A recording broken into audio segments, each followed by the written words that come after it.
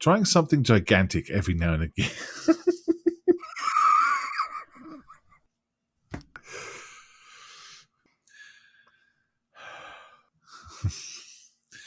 Trying something gigantic every now and again is good to widen your horizons.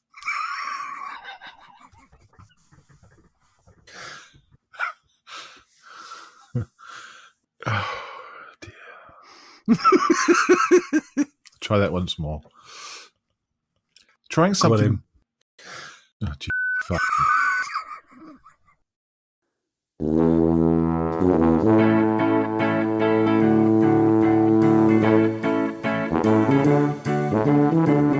I am Malcolm Childs. And I am James Giffins. And we are Just Making Conversation. The show where we discuss the ins and outs of the model making hobby that we both love so much. From the greasy sprues to the gloss coats and everything in between, we are going to just make conversation. Remember, there are other podcasts you can listen to. Plastic Model Mojo, The Scale Model Podcast, Plastic Posse, On the Bench, Model Geeks, Sprue Cutters Union. Or you can head to modelpodcasts.com. Consider leaving a review or 5 stars, as it promotes this podcast to more people to enjoy. Also, consider tossing a coin to us on buymeacoffee.com. It just helps us make content for you. In this episode, we will be just making conversation about going big.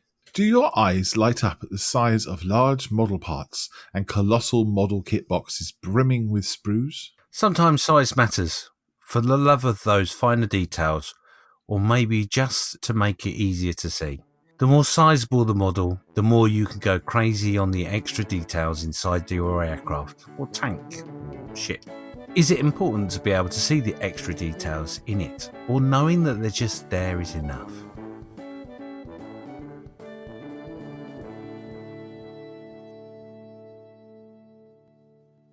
So Malcolm, what does going big mean to you in your modelling sphere? Going big would mean for me choosing subjects that are bigger than the cutting I have, or choosing a subject that requires me to buy a big box so I can transport it, or a big box somewhere I have to store the thing. The thing that I'm focusing on when I talk about this is an A400M that I built in 1/72nd scale. And that's big. Even in 1/72nd, the thing is huge. It's the biggest model I have built. I basically had to move into my garage to be able to build it because it was not enough room in my dining table. There wasn't enough room on the anywhere in the house, so I literally had to clear some space in the garage to build it because the wings were so wide. I mean, I haven't got a tape measure here. I have 2 tape measures here. in true fashion of JMC. They literally must have just appeared when I said that. Do you know that'd be good? I don't have any money in my pocket. No, it doesn't work. Still no money in your pocket. No, still no money. The wingspan, I mean, I probably could look it up on Google and tell you, but the wingspan was probably about 50 centimeters. In fact, I have looked it up on Google, and the wingspan is 64.4 centimeters. I had that in later. Just to clarify the picture in which I am watching, I am now observing Malcolm with his tape measure on his desk, trying to figure out how big 50 centimetres is. Yeah, well, it's that long. It's that long, yeah. Which is bigger than any model should be, to be honest. It's just too big. Any model, well, I'm thinking like you look at one end, you can't see the other end. That's how big it is. I think that, it was brilliant though. Really cool. It's a different type of construction. It's more beefy, obviously, because it's not just a bit of plastic holding itself together. I had to have some structure to it. And because I was doing it on its wing, it had to have a very strong rod through it, and it had to have a proper base and all that kind of thing, which you wouldn't have to do if you're just doing it as a regular model. But even so, it was, a big chunky beast. And it used a lot of glue up. Extra thin, no chance on it at all, because it was just evaporating way too quickly for the wings. So I'd have to use the white top one from Tamiya, or I'd use the Revel contactor. This is a bit thicker and it takes longer to evaporate. So just describing this particular model, you did it on a display base, so it was doing a wing over, as you'd observed at an air display. So quite an exaggerated wing over, in fact. 110 degrees over? Literally on the tips of its wings. Yeah, that's right, yeah. There will be a photograph up on the Facebook, I hope, because James is making notes, aren't you? Mm-hmm. It'll be just like the other notes. There's a pile of notes somewhere, but I don't know where they are, because every week I can't find them. Yeah, so the A400M, it's a beautiful aircraft, and it's just a spectacular piece of engineering and beautiful thing. But yeah, the model is massive, and it was a struggle. And there's a lot of grey paint. I must have gone through 2 or 3 pots of Tamiya grey, and a lot of primer as well. And to try and get it not to look like a massive dolphin and just all grey, I used lots of different shades and tried to get some sort of mottling in there. It just takes so long, and I remember my airbrush trigger finger was getting tired. Poor airbrush trigger finger. It was so tired. Laying on the mat, breathing heavily. Panting away, trying to catch his breath. That's right, and I was waving a postage stamp at it. Painful on the joint. I mean, all seriousness, when you're pushing down, it's painful on that kind of top knuckle number 1. Highly medically trained terminology. Knuckle number 1. Are they phalanges or metatarsals? Well, it's a very good question. Answers on a postcard. Yes. 10 JMC points if you answer correctly. 10 JMC points. What are these? We're now issuing JMC points, which can be cashed in at any point at any time. That they're worthless, but you can earn them. Are you running this scheme?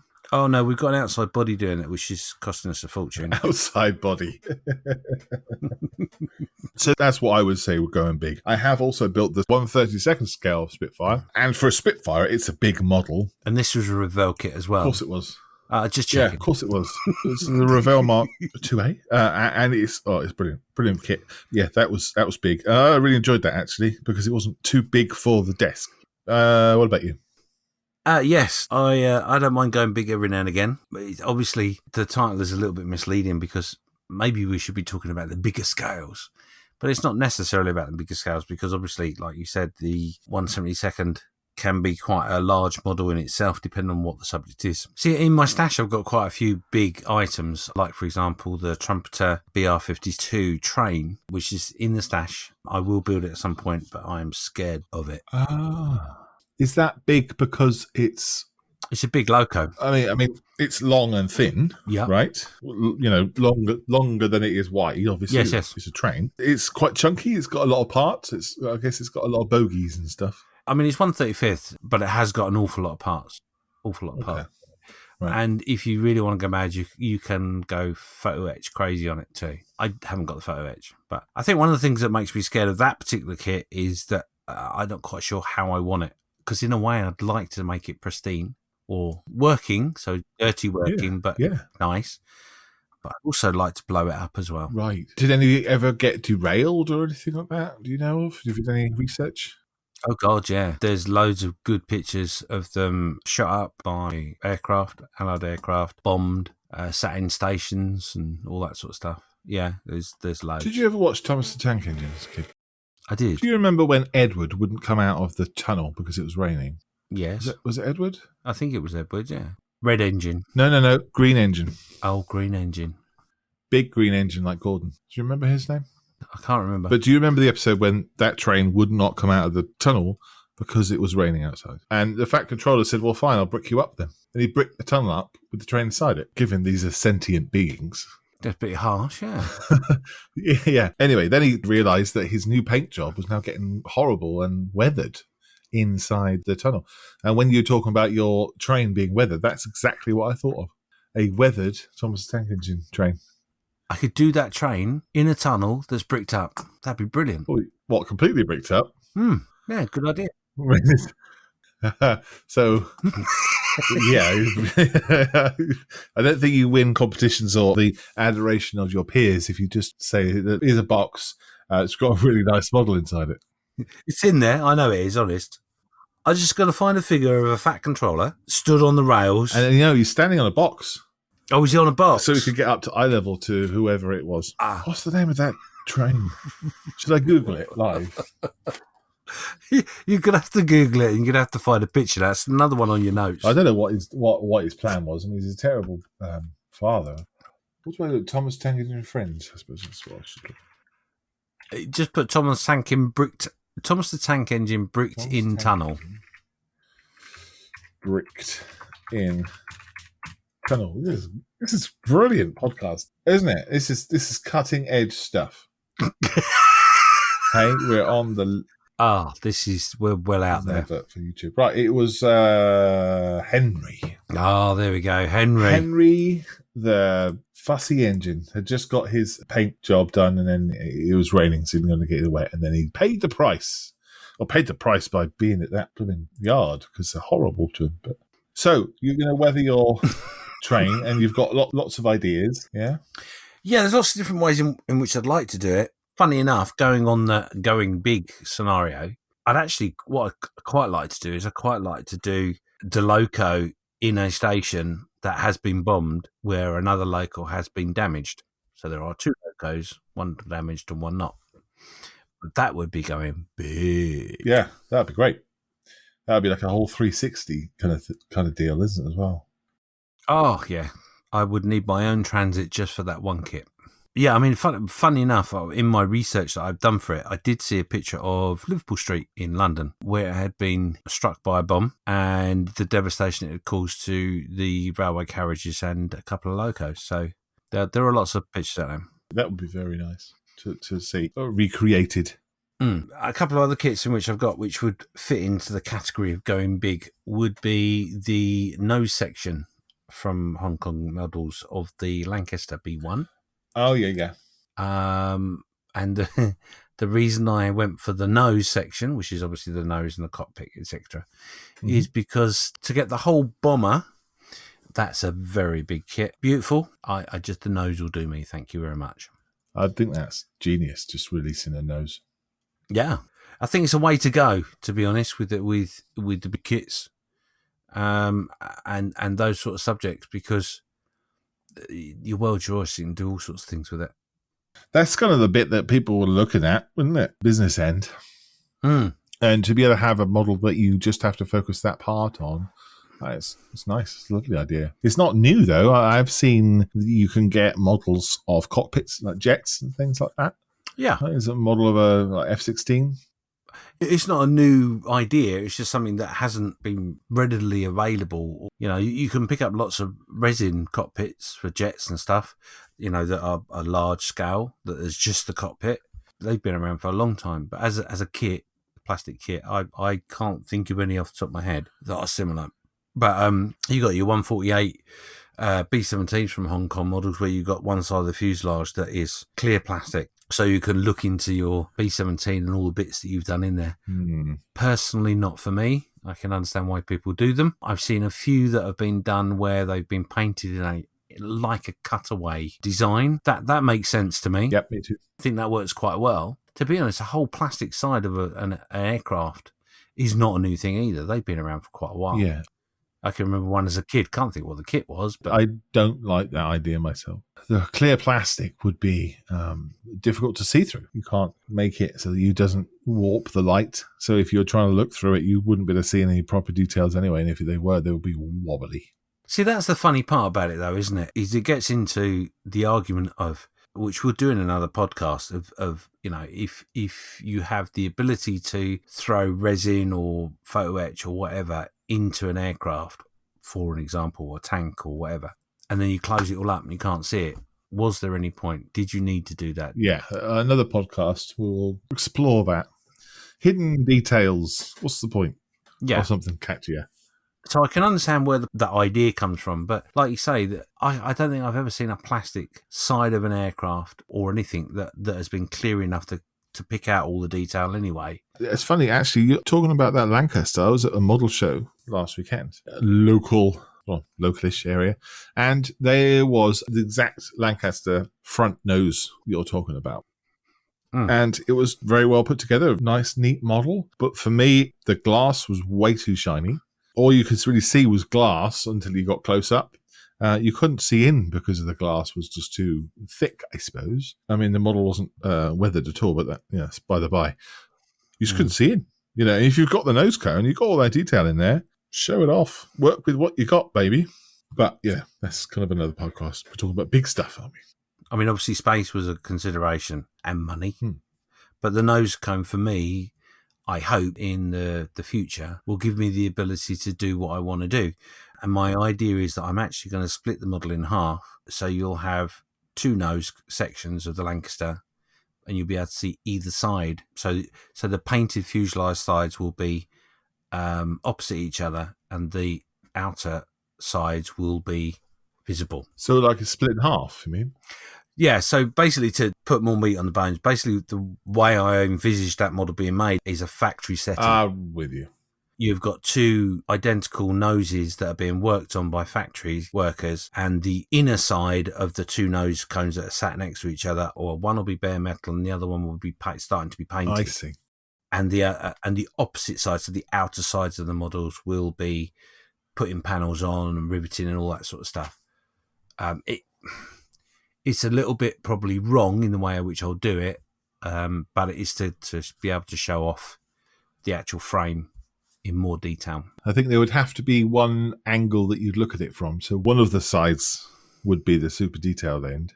Yeah, well, I've got a choice. I've either got a choice of one where it's open, you can see everything inside, and they're literally putting the panels of metal on, and maybe the other one is metal and someone's standing there with a spray gun starting to give it its first coat. That's cool. Maybe, I don't know. It's a work in progress in my head, but most things are. You and I have probably seen the same model before. A friend of ours had, I think it was a Stuka, and the way the model put together is right down the middle. Yes. And he had put a Stuka either side of a box so that their wings were pointing in. So it looked like 2 Stukas, like an airfield scene in the middle. And you're supposed to look through a little slit so you could see just, the bits that you wanted to see. And it looked like there was 2 Stukas, but you just had one kit. Very clever. Is it that the kind of thing you're thinking of, but being able to see in at the sides? Similar, but it's going to involve a lot of scratch building, because effectively I'm going to have to scratch build some detail in one of the fuselages. However, my plan was, if I'm clever, is I might use the see-through one and glue that together with one side, which will give me a whole fuselage. And then the last side, all I've then got to do is the physical ribbing where the panels would be then riveted on. Right, okay. I guess it's such a big scale that you be able to put lots of detail in there. Basically, the frame structure will be the hardest part to make, because I have had a little go already, and it is as hard as I thought it would be. But I'm very fortunate in that there is someone in the UK that is actually at this present time building a Lancaster from scratch. What scale? 1-to-1. What? They're actually building a Lancaster nose section for a museum. Oh, is this for the simulation?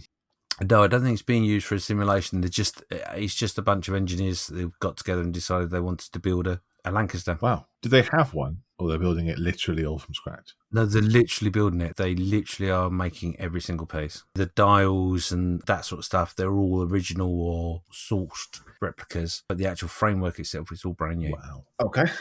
So, and it's crazy to watch. Reference pictures wise, I've got loads there, loads of information. But that's one of the good things about going big, is that you can go a little bit crazy in the level of detail, etc. Yep. Another example of that would be, I have actually got the 148th Hong Kong B-17. Bingo! Now with that, I've gone a bit crazy because I have gone extras mad on it. So extra PE for the internals, engines, resin wheels, blah, blah, blah, blah, blah. But that's going to be a big beast. But because of its size, I decided that I would go for the extras, because I want, again, with that, I want it to be a little bit different, sat on an airfield, in a hangar maybe, being worked upon. Or Well, you've got the room, haven't you? You've got the room to operate in a big model like that. Potentially, yeah. It's. I think I'm underestimating the amount of room I've got. In fact, but yes, yeah, that'll be a fun project to do at some point. Do you find that you are then faced with more details to put in because there is more space? Yeah, because you can get photo etch sets for something. You get a photo etch set for instrument panel, for instance. You've maybe got photo etch for some of the levers and from the pulley arms and the wing mirrors, and the ashtray and the catch that holds the ashtray and things like that. You've got more details to add. Mm. I think as far as model kits go, I've not really gone down the extras road that heavily. I mean, on the B17, yes, I have on that particular model, and I can think of maybe one other model in which I've got some extras like that, but I generally don't. It's not something I did. But the reason for the B17 is the model looks really, really cool. Looks the part. And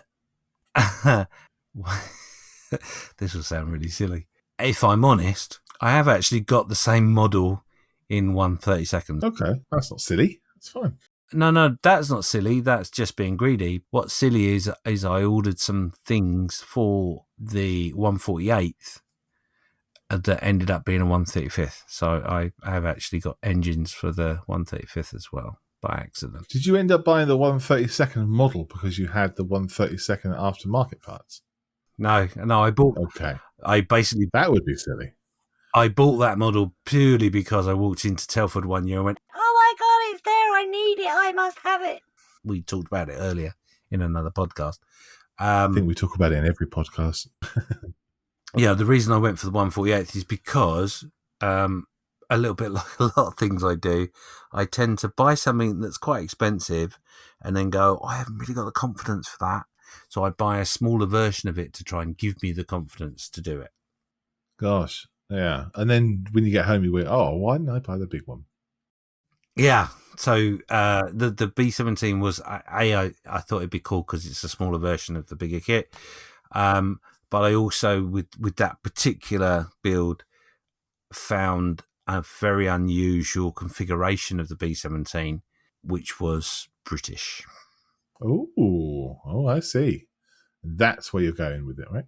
Oh, yeah. So I've gone way left field with it. But again, it's a project to be done. One of those on the shelf. One of many. One of many potential builds. I think that would be great, though. It's something that you're really interested and passionate about. I don't see a problem with that at all. It's not one bit. The only other model I've actually done, which I would term as a big girl, if you like, is I've done a 1/35 Huey. Yeah. That was a big build, a big amount of space. Was that Revel? Yes, I think it was, funny enough.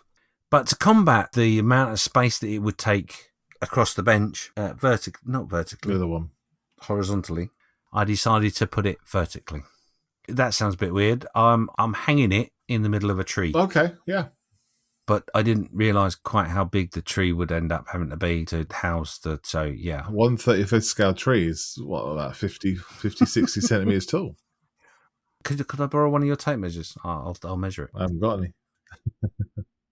No, it's about 60 centimetres high at least. I think we've talked about this before. It's from Conair, isn't it? No, not Conair.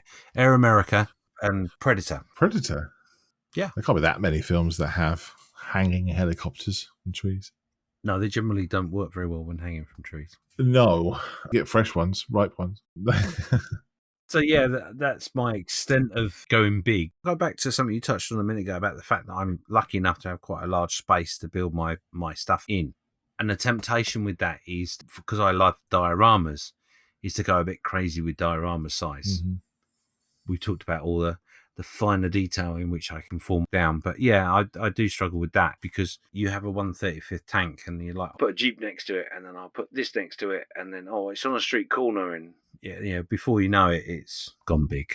Which is okay. The trouble is you get bored very quickly with that sort of thing, unless you've been paid for it. You've got some other reason to build something like that. I think you quite easily lose interest in something too big because it takes too long. It's something you've got to consider when you start these things, whether you're going to finish them or not. And how much time you've got to work on these things too. But it's like most things, isn't it? You know, we modelers tend to pick a subject because we've got an interest in it or because we want to recreate something along those lines. Yep. And, you know, even to the point where, funny enough, when I was a child and living in Enfield in London, literally 3 streets away from me was like a little block of garages. And on the fence line of those garages was a man that used to make model aircraft. He loved making model aircraft and he liked doing big size. I never met the guy personally, and he made them into weather vanes. They were on the posts of the fence. So you had a Mosquito, you had a Lancaster, you had a Halifax. The models were made into Weathervanes. Yeah, the models were literally stuck on top of the post on a bit of rod, and where the wind blowed is where it turned to. The propellers went round. No. Oh, it was amazing. That's cool. Mm. I've always wanted to have that Harrier, for obvious reasons, as a weather vane at the front of my house. And I've always wondered, like, if I bought, the 124th Airfix one and then sprayed it with creosote or something for the outdoor. I don't know, is creosote a universal word or is that a British brand? Tar. Basically, covered it in pitch, yeah, to keep it away from the weathers. That would be really awesome because you'd be able to see it from quite a distance, spinning about. I really like that idea. I'm going to investigate into that weather vane idea and models. Were they painted up just all black, or were they actually painted up to look? No, they were painted in proper camouflage, and the roundels were painted on, and the detail was there. It wasn't spared. Wow. My neighbour behind me, where I live now, has a weather vane that is a Lancaster, but it's made out of metal. And it is literally flat pieces of metal to make up the shape. Okay. It looks fine, but it doesn't because it's 3D. The propellers don't go round, do they? The propellers go round. But, when the aircraft turns in the wind, it's no longer a silhouette. It's pieces of metal. It doesn't look right. Right, I'm with you. I'm just being fussy. A weather vane will turn in the wind. That's its purpose. It always amazed me that this guy had managed to get these aircraft on a metal pole and effectively work as a weather vane. They were plastic models, though. I can't remember if they were plastic or not. So they could have been like wooden or something. Possibly, but they looked like a 1/32 sized reflection. Reflection, is that the right word? Of the aircraft. So I don't know. He may have sat there and whittled it out of wood. Who knows? We always said here, we had some problems with our neighbours, and we always said that we were going to put big posts up, and on top of the post we were going to put watchtowers with lights and... That's like BBC gardening or something. Go into that a bit for me, though. Were you getting neighbours encroaching into your land? After a barbecue, and we were just sat there going, wouldn't it be funny if we had watchtowers on top of the posts and put a figure in there and a remote controlled searchlight going across your lawn and stuff like that? A friend of mine pointed out that the connotations of that might actually be misinterpreted. Yeah, I'm with you. That would be fun, though, outdoor project. So while we're talking about outdoor projects, large-scale trains in the gardens. Have you seen that thing before? Do you know what? Funny enough, I'm really pleased that you brought it up because it is a model. It is a model railway. Yes, we're not a model railway podcast. Certainly not. But podcast of model making, and of which that does come into. So shoot us now if you wish to. It is a thing. And, I'm going to make you laugh when I say this because I don't get railway kits. I don't get railway layouts. It don't make sense to me. But a steam engine go around my garden? Ah, yes, please. Dude, we can't keep going on about trains. It's my fault because I brought it up. One, we always talk about trains, and we're not supposed to be talking about trains. We're talking about all things. And two, I don't like trains, and nor do you. So we have to stop talking about them. And anyway, yeah, you're right. It would be really cool. Just sit there having a drink, and then, chuff, chuff, chuff, chuff. Either the engine walks by. Just goes past the kitchen window so the wife can put your drink in the carriage and it can come up to you on the patio. That'd be lovely. Cold beers delivered. That'd be good, yes. They wouldn't be there, would they? There'd be a note saying, get your own. Yeah, dinner's in the dog. Dinner's on the siding, or dinner's in the engine shed. Would be cool, yeah, would be good. Maybe we'll retire. They're large scale, but you can buy those out of the box, can't you? You don't have to do much modelling with those. I'd love to know how to outside proof your model. That would be great. Please let us know in the Facebook comments, in all seriousness, because I have a big interest in doing that one day, as I'm sure other people have. So if you ever have done that or know how to do it or anything. Varnish. Yeah, it could be. But I don't know if varnish would work on plastic. Yeah. Hmm? Yeah. Yeah. I'm sure it will. What, definitely? I haven't tried it personally, but yeah, I'm sure it would. Why not? You just need to make sure you've got a surface that's got something to key into. No reason why it wouldn't. Or maybe I should get something like a small kit, cover it in a varnish that is designed for outdoors, and then stick it outside on my washing line for the season and see what happens. I can hear people now listening to this absolutely screaming at their device in one way or another. People don't do that. They just inwardly tut. Oh, do you know, I think we may have triggered someone, if I'm honest. Well, it's a good job we don't have a mailbag section. No. Well, we have a mailbag, but we don't necessarily read them out. No, mailbag is not read out. Yeah. I don't see there's any issue with that at all. I think it would work fairly well. Okay, all right, we'll see it. I think the hardest part would be how it weathers, wouldn't it, really, with sunlight and... That's the entire point of this conversation, is what the weather would do to it. And trying to keep the weather not changing it at all, which probably wouldn't be easy. I think it'd need to come down and be worked upon on a regular basis. Repainted. Possibly. What about storing these big kits then? I know you've talked about your loft and attic for those in the Americas. Does it matter if you have to store a large kit? Does it make a difference? Because I know there's a lot of wasted space in a model kit box. No, I don't think so. It's the same considerations as any kit. You know, have you got the room to store it? Is it going to be stored in a sensible place? So, flat, not going to be dripped on by rain or water or anything like that. All those, the same considerations. It's just a little bit larger or longer than the average kit. But the good thing is you can use them like a shelf then, because you've got one long kit that you stack everything else up on top. Over time, though, don't they start to bend and buckle and crease and fold? As long as they're stored in a safe and logical way, Gotcha. They should be fine. Any kit, depending on where you put it, any kit in theory can distort through heat, but that's the gamble you make in it when you buy your kits and store them. Yeah, a climate-controlled, humidity-controlled storage container would be fine. You would need a room, wouldn't you? Like when you go and buy those fancy cigars and they've got their nice humidified-in room where everything's left at a certain temperature. You need a little box for your cigars and a great big room for your models. Yeah, you wouldn't need a license for it, though, would you? No, that's true.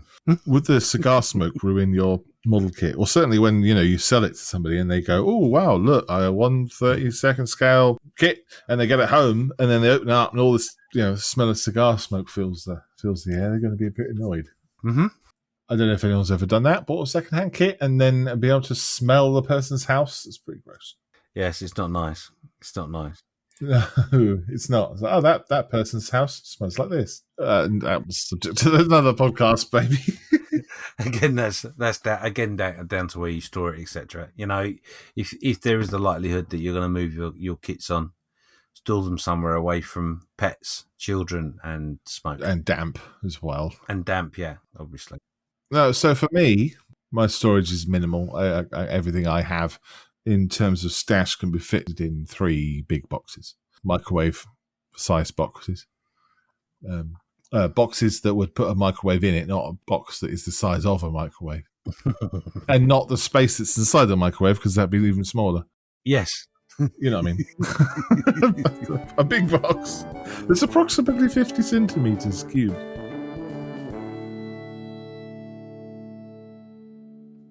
If you're going to have a big model, you're going to need somewhere to put it. But also, once you've made the thing and you've built it and it's complete and you've taken your photographs and you've used the widest piece of paper you can find to put this huge model on, then what do you do with it? Where do you store it? Where do you display it? How do you take it to model shows? Yeah, that is a worry. isn't it? I mean, especially with Hong Kong models, in theory, the big bombers, you can build them in such a way in which the wings detach and you can transport it in detached forms. Oh, they thought about that then. Mm. They thought about how people are going to physically have this model in their homes. That's interesting. Yeah. Yeah, the Hong Kong models, definitely. I mean, I've seen those. I know that that was one of the considerations they were talking about when Wings were going to do the Lancaster. You know, that was highly spoken about. The older kits that are big, you're going to have to transport them as they are, which is hard work.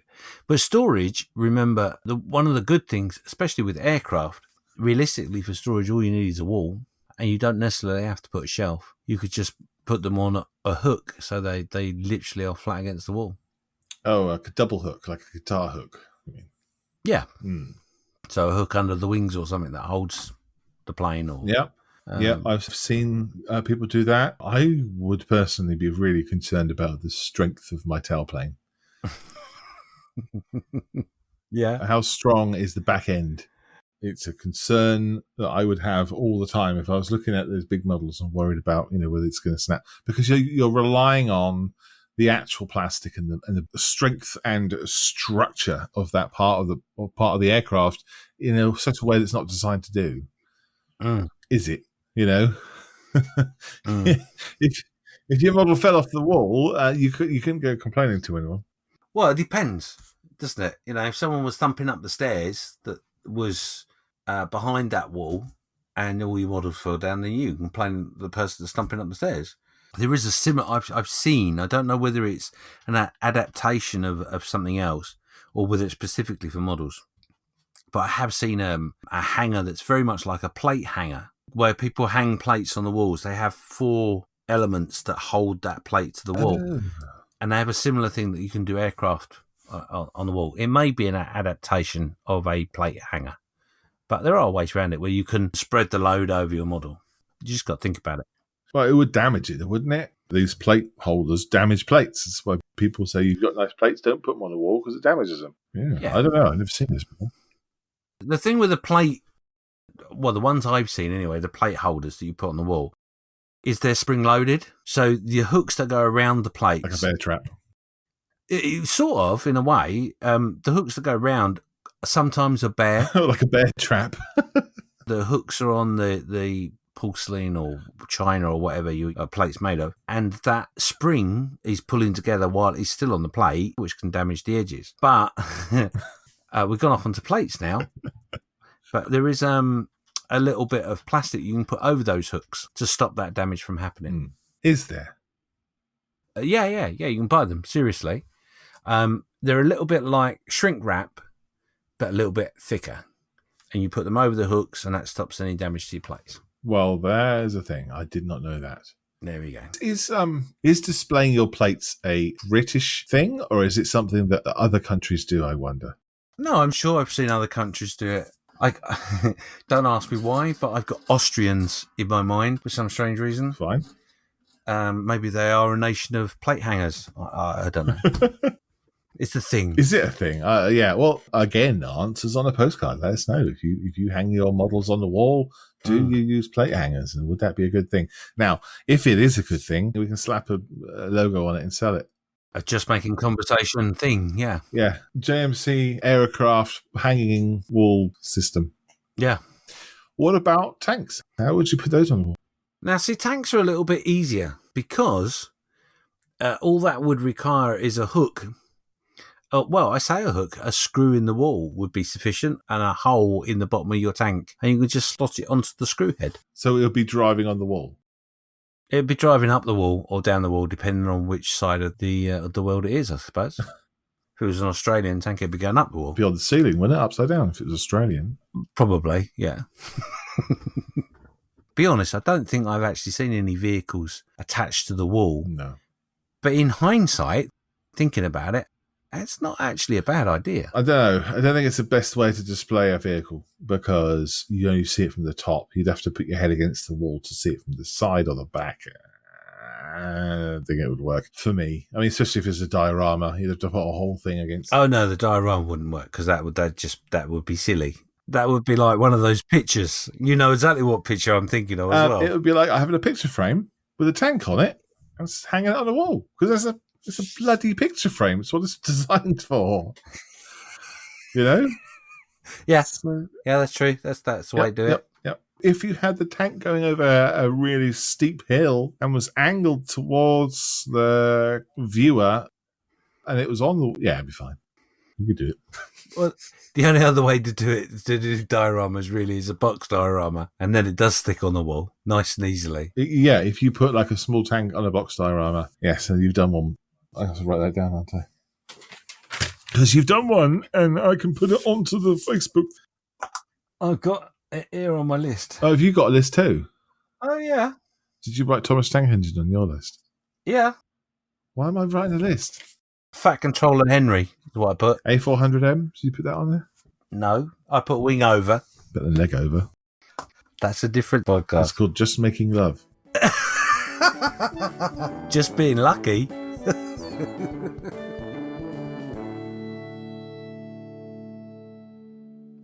Do you think if it's a larger scale model, it's easier to make because the bits are bigger? Funny enough, I did fall for this trap a little while ago before we press record, actually. And in respect to it, yes. However, no. Because there are small parts even in a bigger kit. In fact, there's probably more small parts in some respects, depending on how detailed you go. The only thing I would say is, because obviously we've talked about airplanes, we've talked about tanks, etc. When you start talking about figures, are they easier? Potentially, yes. They are.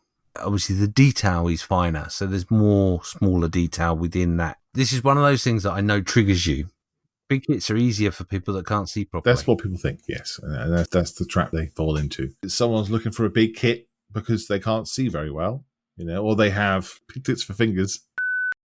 Can't say that. Have you heard that before? Pig tits for fingers? Yeah, I have, yeah. When they have or think they have sausages for fingers, being able to handle and manipulate small parts would be difficult. And it's a skill, isn't it? You've got tweezers you can use for small parts. Even if your fingers are big, you can still manipulate small parts. And it's generally incorrect that a larger scale model will be easier because it's got big parts to it. It is true to a point in that some of the parts are big. Yeah, but only a couple. The main parts are maybe a bit bigger. A little bit less fiddly. But like you said, that's part of learning how to make models, is being able to find ways to manipulate the way in which you hold things. And I've said it specifically like that because we both are aware of somebody working with one hand, but they can still do it. It's just a way of learning to do it and finding the way to get around the inconvenience you have of digits not working or a lack of digits for whatever reasons. So the belief that a large model would resolve all evils in your modelling experience is a fallacy. I would say that if it's got a low amount of parts, then it would be easier. Mm-hmm. I was looking at some micro wings, Revel ones, funny enough, the other day, 1/44 scale, and there's only 6 parts. Mm-hmm. You get all sorts of different aircraft. The detail's not really there, obviously. Mm-hmm. Great little kits to put together if you just want to have a dabble. And they're $199. Mm-hmm. Lovely little things. Things that you could do with those. You could have a whole sky of these things. It'd be lovely. But yeah, you're right. People do, when they're starting the hobby, see the squirrels, and they go for the big kits, and then they bite off way more than they can chew. They think it's terrible because they can't do it. Start small, people. Build up. I know that I built a Hercules, 172nd Hercules. This is way, way back. And I got bored with that because of its size. I was a lot less experienced with my model making at that stage as well. But bear in mind as well with doing the larger scale kits is there will be elements of it where you can break it down into part builds effectively, where you can do bits and pieces and then go, you know what? I need to go and do a 172nd Spitfire, paint a figure or something to do something different. But the downside to that is you're going to have the space to store the bits you're doing while you do something else as well, because otherwise you could get bored of it, lose interest in it, something will go wrong, become niggly, and it'll go back in the box and won't be finished. Yeah, that's usually my experience with new modelers or hobbyists is that they get bored because something's gone wrong and they don't know how to fix it. It's gone wrong, and suddenly they don't like looking at the thing because they've made a mistake, and it just spirals, and then they end up just not touching it anymore. And the hobby is terrible. But with just a little bit of encouragement and a little bit of pointers in the right direction, maybe use this glue, maybe use these tweezers, maybe hold it in this way. Maybe don't buy a massive kit, your first kit. Yeah, there's always ways around it so you can complete a build. But it's interesting that it's so psychological, isn't it, as well? Oh, yeah. Oh, yeah, most definitely. I mean, you think about the 1/16th BMW motorbike and sidecar, which is Revell. No, is that a Revell or a Talieri? I think it is Revell. I'm going to go with the Revell. The big 1/16th motorbike and sidecar. Is it the one that Don's doing? Don's actually on his second one right now, which amazes me because the kit is renowned for bad fit. It's renowned for basically spending most of your time sanding. It's renowned for flash. And what he's doing right now with the second one, all the things that he's learned on the first, he's now pouring into this second one and adding extra bits that he didn't do last time. Sick. I just hate him. I don't, Don. Love you, really. I know of at least half a dozen modelers that have bought that kit, started it, got tired of it, put it in a box, haven't finished it. Yeah. As the fun goes. If the fun stops, stop. You've got to bear that in mind when you tackle a big kit, that you may need to put it down, move on to something else for 5 minutes and then come back to it. But go into the build with that mindset because otherwise it will become a shelf queen. It is nice, though, to get a nice big box under the Christmas tree. Oh, God, yeah. Have the biggest box under the Christmas tree and unwrap it, and it's 24th Hellcat FX one. Yeah, that's a big box. Oh, imagine getting that for Christmas. Rubbing your hands for glee. Oh, don't. Do you know, that is on my list. That is on my list. I remember seeing that at Telford, and the detail's awesome. Just absolutely awesome. Your friend of mine, Fred Brown from Models United, he's done a cracking one. Absolutely brilliant. I remember him building that at the beginning of lockdown. Mm-hmm. And for many, many weeks, he was working on the engine and the radials and the bits and pieces, direction you have to put the plastic in a certain way because it wouldn't fit. You know, he really enjoyed that kit. He probably didn't at the time. Well, a lot of those sort of kits, they're really ideal for the sort of modeler that loves to research because they're going to be on Google going, right, okay, I need to look at the radial engine and what does it look like? And then almost to a point where those sort of people are going, wow, yeah, there's a pipe missing there. I need to add that pipe. I need to do this. I need to do that.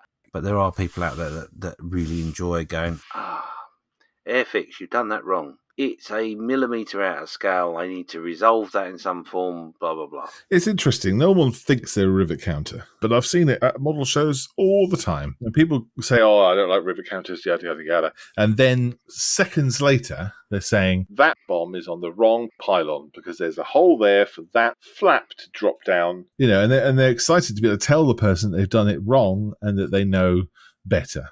But then they get upset that someone else has rivet counted their Tiger 1 tank. And it's because people know things and they want other people to know them too.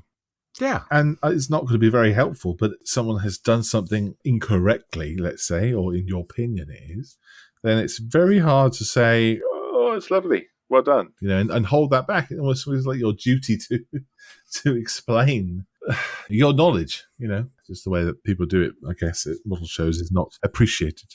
Yeah, it is difficult because I'm renowned for not being somebody that likes to do too much research because it's not what gets me excited. But the few times I have done a bit of research, I've seen an image and gone, oh, I like that. I'll keep that image. Then someone will say, oh, no, that's not right. You've not done this right. And you go, yeah, no, I got this image. And yeah, that image is wrong. It's been doctored. And you're like, hey, how do I know that? That's happened to me a couple of times. And that's one of the reasons why I'm like, I can't be arsed with it. However, anybody that's listening to this episode from the Scale Model Critiques group, I would like to give them a shout out and say thank you so much because, and now that there is 2 reasons I'm doing this. Firstly, we did do a podcast where they come up in conversation and I said that part of the rules you would need to have your big boy pants on. It wasn't my sort of group. However, Will Patson reached out to me and I have since posted on their group a couple of times. I bring it up because I've just been doing an elephant, which is quite a reasonable large size, or 1/35. It is, yeah. and I got hung up on the size of my coils. Now, that's not something I would freely admit, if I'm honest. Some kind gentleman pointed out to me that my coils weren't correct on the ropes that I'd added to the model because I couldn't understand how this pack would sit on the back of an elephant without being held down by something, not part of the kit. And I did that. I did the research thing. And it's like, well, no, it's not right. And I'll be honest with you, and I've said this on the post and I'll say it again. Part of the problem was I got hung up on the fact that I was receiving criticism, but I'd misunderstood the word coils. And What do you think they were?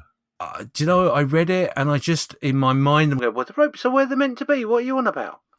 But it was me. It's my understanding in my head. It's how my head sometimes works. Okay. And obviously they were talking about the tightness of the coils of the rope. And literally within a space of hours, I had mulled it over in my head, kicked it around and suddenly gone, do you know what? I got it. I understand it now. They even posted a picture of the coils of a rope around the foot of an elephant.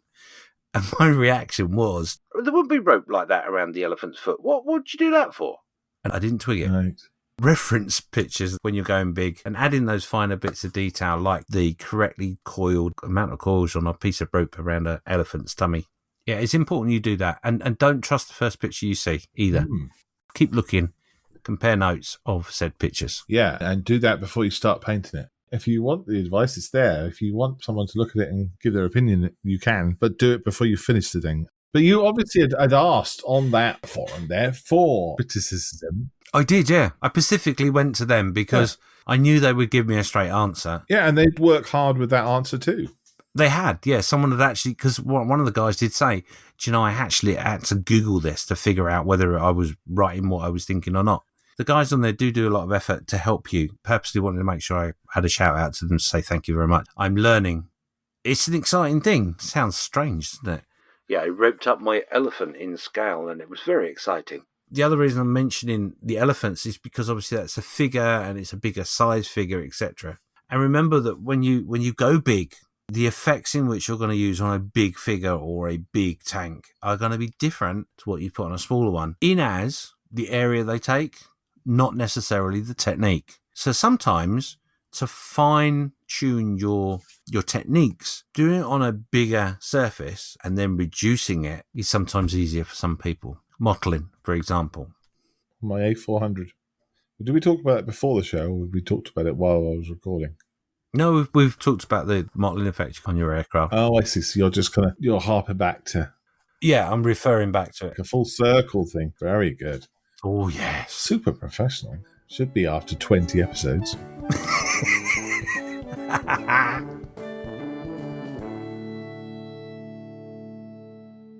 Are we going to do a Mooseroo update? No, there's nothing to update with Mooseroo on this podcast. Oh. Well, let's do an update, and then you can say there's nothing to update. I just want an excuse to play the jingle. Mooseroo Cup, the Mooseroo Cup. Let's talk about the Mooseroo Cup. Boom! Woohoo! Go.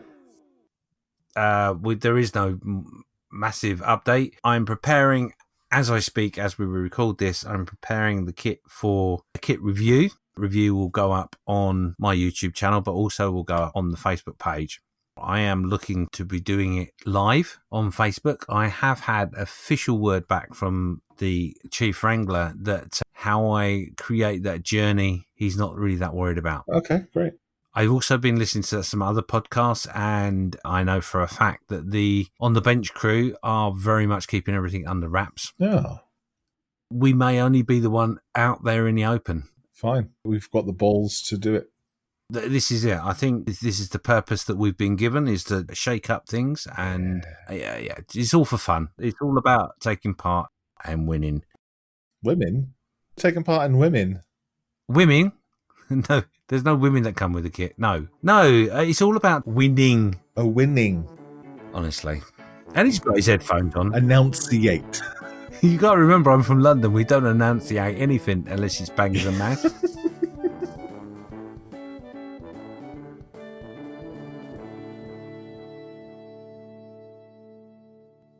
Humongous models take large amounts of paint, glue, filler, and massive cutting mats. They also require more precious display space that some of us struggle to find. So against all the advice once given in our previous podcast, size does matter. Trying something gigantic every now and again is good to widen your horizons. Even if storage is an issue, you can hang your models from the ceiling, or make that aircraft into a weathervane in the garden, or maybe even on top of your mobile home. Going big doesn't always mean adding resin and photo etch, but maybe that's your thing. The size of the model only increases the amount of small parts. Sometimes you have to go big or go home.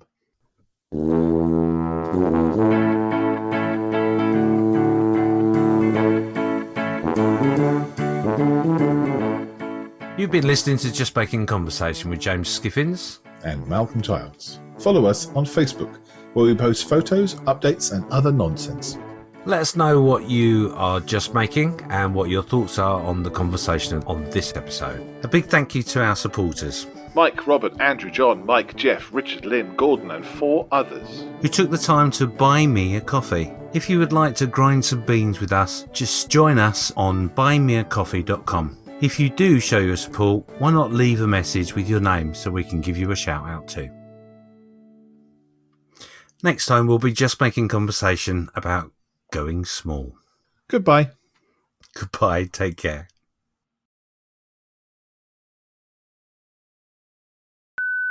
Like aubergine or something. And it was what I was thinking of. It's a freaking nightmare. So that's a Navy aviator's comment, right? Navy aviator? You're coming in too low. Yeah, widen your flaps. You're never going to make it. Oh dear. That was hard. That was really tough. When you said we were going to do a podcast about going big, my childlike brain did titter, and I thought, I am way bigger than that. There's no way that I can laugh at the word big. I'm not going to lower myself. It's taken us 7 minutes to get through the intro without laughing.